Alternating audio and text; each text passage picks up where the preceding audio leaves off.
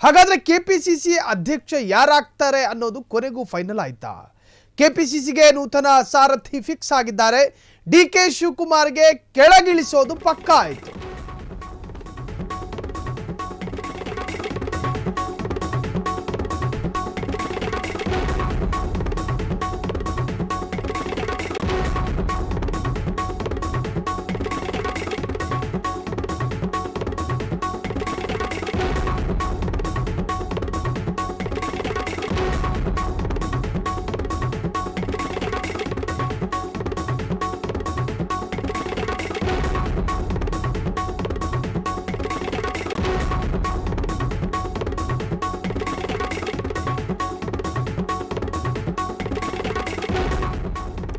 KPCC ಅಧ್ಯಕ್ಷ ಸ್ಥಾನಕ್ಕೆ ಯಾರು ಸಾರಥಿ ಅನ್ನುವಂತಹ ಚರ್ಚೆಗೆ ಈಗ ತೆರೆ ಬಿದ್ದಂತೆ ಕಾಣ್ತಿದೆ.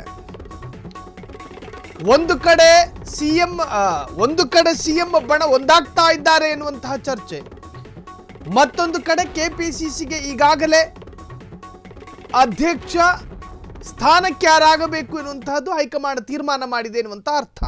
ಮೊನ್ನೆಯಷ್ಟೇ ಎಐಸಿಸಿ ಅಧ್ಯಕ್ಷ ಮಲ್ಲಿಕಾರ್ಜುನ್ ಖರ್ಗೆ ಎಲ್ಲ ರಾಜ್ಯಗಳ ರಾಜ್ಯಾಧ್ಯಕ್ಷರನ್ನ ಬದಲಾಯಿಸ್ತಾ ಇದ್ದೀವಿ, ಇನ್ನೆರಡು ಮೂರು ದಿವಸಗಳಲ್ಲಿ 8 ರಾಜ್ಯಗಳ ರಾಜ್ಯಾಧ್ಯಕ್ಷರ ಬದಲಾವಣೆಗಳಾಗ್ತವೆ. ಈಗ ಕೆಪಿಸಿಸಿ ಕರ್ನಾಟಕ ಪ್ರದೇಶ ಕಾಂಗ್ರೆಸ್ ಕಮಿಟಿ ಬೇರೆ ಬೇರೆ ರಾಜ್ಯದಲ್ಲಿ ಬೇರೆ ಬೇರೆ ಹೆಸರಿನಲ್ಲಿ ಕರೆಸಿಕೊಳ್ಳುತ್ತೆ. ಹಾಗಾಗಿ ಕರ್ನಾಟಕದಲ್ಲೂ ಕೂಡ ಕೆಪಿಸಿಸಿ ಸರ್ಜರಿ ಆಗುತ್ತೆ.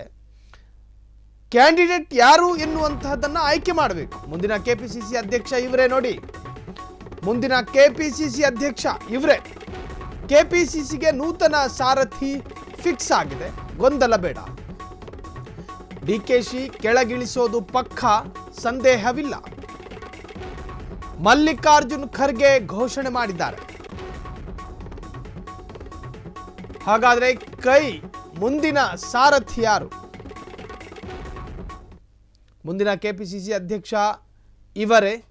ಹಾಗಾದರೆ ಯಾರವರು? ಕೆಪಿಸಿಸಿಗೆ ನೂತನ ಸಾರಥಿ ಫಿಕ್ಸು. ಹಾಗಾದರೆ ಯಾರು ಎನ್ನುವಂತಹದ್ದು ಈಗ ಚರ್ಚೆ ಆಗ್ತಾ ಇರತಕ್ಕಂಥ ವಿಚಾರ. ಡಿಕೆಶಿ ಅವರನ್ನು ಒಂದು ವೇಳೆ ಕೆಳಗಿಳಿಸಿದ್ರೆ ಡಿಕೆಶಿ ತಮ್ಮ ಡಿಕೆ ಸುರೇಶ್ ಕೆಪಿಸಿಸಿ ಅಧ್ಯಕ್ಷರಾಗ್ತಾರಾ? ಮತ್ತೊಂದು ಕಡೆ ಕಾಂಗ್ರೆಸ್ನಲ್ಲಿ ಸಾಕಷ್ಟು ಆಕಾಂಕ್ಷಿಗಳಿದ್ದಾರೆ. ಸತೀಶ್ ಜಾರಕಿಹೊಳಿ, MB ಪಾಟೀಲು, G ಪರಮೇಶ್ವರು, ಹೀಗೆ ಸಾಕಷ್ಟು ಆಕಾಂಕ್ಷಿಗಳಿದ್ದಾರೆ.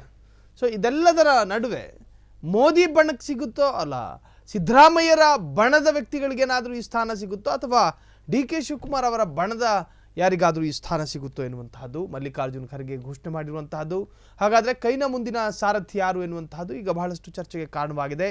ಡಿಕೆಶಿಗೆ ಶಾಕ್ ಕೊಟ್ಟ ಮಲ್ಲಿಕಾರ್ಜುನ ಖರ್ಗೆ. ಡಿಕೆಶಿಗೆ ಶಾಕ್ ಕೊಟ್ಟಿದ್ದಾರೆ ಮಲ್ಲಿಕಾರ್ಜುನ್ ಖರ್ಗೆ. ಕೆಪಿಸಿಸಿ ಅಧ್ಯಕ್ಷರಿಗೆ ಎಐಸಿಸಿ ಅಧ್ಯಕ್ಷ ಶಾಕ್. ಸಿಎಂ ಆಸೆ ಹೊತ್ತ ಬಂಡೆಗೆ ಶಾಕ್. ಹೈಕಮಾಂಡ್ ನಾಯಕರಿಂದ ಕೆಪಿಸಿಸಿ ಸರ್ಜರಿಗೆ ಪ್ಲಾನ್ ಮಾಡಿಕೊಳ್ಳಲಾಗಿದೆ. ಒಂದೊಂದು ರಾಜ್ಯದ ಅಧ್ಯಕ್ಷರ ಬದಲಾವಣೆ ಶುರುವಾಗಿದೆ. ಕರ್ನಾಟಕದ ಪಾಳಿ ಯಾವಾಗ ಬರುತ್ತೋ ಗೊತ್ತಿಲ್ಲ. 8 ದಿನಗಳಲ್ಲಿ ಎಲ್ಲ ರಾಜ್ಯಾಧ್ಯಕ್ಷರ ಬದಲಾವಣೆ ಕಂಪ್ಲೀಟ್ ಆಗುತ್ತೆ. ಯಾರಿಗೆ ಒಲಿಯಲಿದೆ ಮುಂದಿನ ಕೆಪಿಸಿಸಿ ಪಟ್ಟ ಅನ್ನುವಂತಹದ್ದೇ ಈಗ ಮುಂದಿರತಕ್ಕಂತಹ ಒಂದು ಸವಾಲು, ಪ್ರಶ್ನೆ. ಮಲ್ಲಿಕಾರ್ಜುನ ಖರ್ಗೆ ಈಗಾಗಲೇ ಹೇಳಿರುವಂತೆ ಎಲ್ಲ ರಾಜ್ಯಗಳ ಅಧ್ಯಕ್ಷರುಗಳ ಬದಲಾವಣೆಯ ಪ್ರಕ್ರಿಯೆಗಳು ಶುರುವಾಗಿದೆ. ಸೊ ಅದರಂತೆ ಕರ್ನಾಟಕದ ಕೆಪಿಸಿಸಿ ಅಧ್ಯಕ್ಷರ ಬದಲಾವಣೆಗೂ ಕೂಡ ಈಗಾಗಲೇ ಸಿದ್ಧತೆಯನ್ನು ಮಾಡಿಕೊಳ್ಳಲಾಗಿದೆ. ಯಾರಾಗಬೇಕು ಯಾರಾಗಬಾರದು ಎನ್ನುವಂತಹದ್ದು ಈಗಾಗಲೇ ಚರ್ಚೆಯಾಗಿದೆ ಹೈಕಮಾಂಡ್ನ ಅಂಗಳದಲ್ಲಿ. ಸೊ ಆ ಚರ್ಚೆಯಾಗಲ್ಪಟ್ಟ ಆಯ್ಕೆಯಾಗಲ್ಪಟ್ಟ ವ್ಯಕ್ತಿಯನ್ನೇ ಈ ಬಾರಿ ಕೆಪಿಸಿಸಿಯ ಅಧ್ಯಕ್ಷರನ್ನಾಗಿ ಮಾಡಬಹುದು. ಈಗಾಗಲೇ ಎಐಸಿಸಿ ಅಧ್ಯಕ್ಷರು ಹೇಳಿದಂತೆ ಹೈಕಮಾಂಡ್ ನಾಯಕರ ನಿರ್ಧಾರದಂತೆ ಕೆಪಿಸಿಸಿ ಬದಲಾವಣೆ ನಿಶ್ಚಿತ. ಹಾಗಾದರೆ ಯಾರು ಎನ್ನುವಂತಹದ್ದೇ ಮುಂದಿರತಕ್ಕಂತಹ ಪ್ರಶ್ನೆ.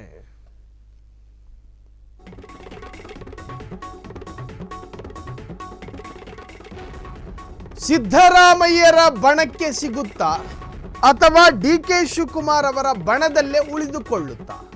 ಇಲ್ಲ ಖರ್ಗೆ ಹೇಳಿದವರೇ ಅಂತಿಮನಾ? ಸಿದ್ದು ಬಣದಿಂದ ಸತೀಶ್ ಎಂಬಿ ಪಾಟೀಲ್ ಇದ್ದಾರೆ ಆಕಾಂಕ್ಷಿಗಳು. ಡಿಕೆ ಬಣದಿಂದ ಅವರ ಸಹೋದರ ಡಿಕೆ ಸುರೇಶ್ ಇದ್ದೇ ಇರ್ತಾರೆ. ಹಾಗಾದ್ರೆ ಖರ್ಗೆ ಯಾರ ಹೆಸರನ್ನ ಸೂಚಿಸಬಹುದು? ಜಿ ಪರಮೇಶ್ವರ್ ಹೆಸರನ್ನ ಸೂಚಿಸಬಹುದಾ? ಸದ್ಯ ರಾಜ್ಯ ಕಾಂಗ್ರೆಸ್ನಲ್ಲಿ ಸಂಚಲನ ಮೂಡಿಸಿರುವಂತಹ ಸುದ್ದಿ. ಒಬಿಸಿ ನಾಯಕನಿಗೆ ಒಲಿಯುತ್ತಾ ಕೆಪಿಸಿಸಿ ಪಟ್ಟ. ಖರ್ಗೆ ಈಶ್ವರ್ ಖಂಡ್ರೆ ಹೆಸರು ಸೂಚಿಸಿದ್ದಾರೆ ಎನ್ನಲಾಗಿದೆ. ಹಾಗಾದ್ರೆ ಈಶ್ವರ್ ಖಂಡ್ರೆ ಕೈಪಟ್ಟ ಸ್ವೀಕರಿಸ್ತಾರಾ? ಸಿದ್ದರಾಮಯ್ಯ ಬಣಕ್ಕೋ ಡಿಕೆಶಿ ಬಣಕ್ಕೋ? ನೋಡಿ, ಸಿದ್ದರಾಮಯ್ಯರ ಬಣದಲ್ಲಿ ಒಂದಷ್ಟು ಹಿರಿಯ ನಾಯಕರಿದ್ದಾರೆ. ನಮಗೆ ಕೆಪಿಸಿಸಿ ಬಿಟ್ಟು ಕೊಟ್ರೆ ಕಹಿ ಅನ್ಸಲ್ಲ, ನಾವು ಸಂಭಾಳಿಸ್ಕೊಂಡು ಹೋಗ್ತೀವಿ, ಬಿಟ್ಕೊಡಿ ಕೆಪಿಸಿಸಿ ಸ್ಥಾನನ ಅಂತ ಹೇಳಿ ಪರೋಕ್ಷವಾಗಿಯೇ ತಮ್ಮ ಆಸೆಗಳನ್ನು ವ್ಯಕ್ತಪಡಿಸಿರುವಂತಹ ಸಾಕಷ್ಟು ನಾಯಕರು ಸಿದ್ದರಾಮಯ್ಯರ ಬಣದಲ್ಲಿದ್ದಾರೆ. ಸತೀಶ್ ಜಾರಕಿಹೊಳಿ, ಎಂಬಿ ಪಾಟೀಲು, ರಾಜಣ್ಣ, ಹೀಗೆ ಸಾಕಷ್ಟು ಜನ. ಇನ್ನು ಎಐಸಿಸಿ ಅಧ್ಯಕ್ಷರು ಮಲ್ಲಿಕಾರ್ಜುನ ಖರ್ಗೆ ಒಂದು ಹೆಸರನ್ನು ಆಯ್ಕೆ ಮಾಡ್ಕೊಂಡಿರ್ತಾರೆ. ಅದು ಸಿದ್ದರಾಮಯ್ಯ ಬಣನೂ ನೋಡಲ್ಲ, ಅವರು ಡಿಕೆಶಿ ಬಣನೂ ನೋಡಲ್ಲ, ತಟಸ್ಥ ಬಣನೂ ನೋಡಲ್ಲ. ಅವರೊಂದು ಹೆಸರನ್ನು ಆಯ್ಕೆ ಮಾಡ್ಕೊಂಡಿರ್ತಾರೆ ಒಬಿಸಿ ನಾಯಕರು. ಈಶ್ವರ್ ಖಂಡ್ರೆಯ ಹೆಸರನ್ನ ಮಲ್ಲಿಕಾರ್ಜುನ ಖರ್ಗೆ ಅವರು ಆಯ್ಕೆ ಮಾಡಿದ್ದಾರೆ ಎಂದು ಬಲ್ಲ ಮೂಲಗಳಿಂದ ತಿಳಿದು ಬಂದಿರತಕ್ಕಂಥ ಒಂದು ಸಂದೇಶ. ಹಾಗಾದರೆ ಈಶ್ವರ್ ಖಂಡ್ರೆಗೆ ಒಲಿಯುತ್ತಾ ಆ ಸ್ಥಾನ ಎನ್ನುವಂತಹದ್ದು ಸದ್ಯ ರಾಜ್ಯ ಕಾಂಗ್ರೆಸ್ನಲ್ಲಿ ಸಂಚಲನ ಮೂಡಿಸಿರುವಂತಹ ಸುದ್ದಿ ಇದು. ಒಬಿಸಿ ನಾಯಕನಿಗೆ ಒಲಿಯುತ್ತಾ ಕೆಪಿಸಿಸಿ ಪಟ್ಟ. ಖರ್ಗೆ ಈಶ್ವರ್ ಖಂಡ್ರೆ ಹೆಸರನ್ನು ಸೂಚಿಸಿದ್ದಾರೆ ಎನ್ನಲಾಗಿದೆ. ಹಾಗಾದರೆ ಈಶ್ವರ್ ಖಂಡ್ರೆ ಕೈಪಟ್ಟ ಸ್ವೀಕರಿಸ್ತಾರಾ ಎನ್ನುವಂತಹದ್ದು ಈಗ ಬಹಳಷ್ಟು ಸಂಚಲನವನ್ನು ಮೂಡಿಸಿರ್ತಕ್ಕಂಥ ವಿಚಾರ.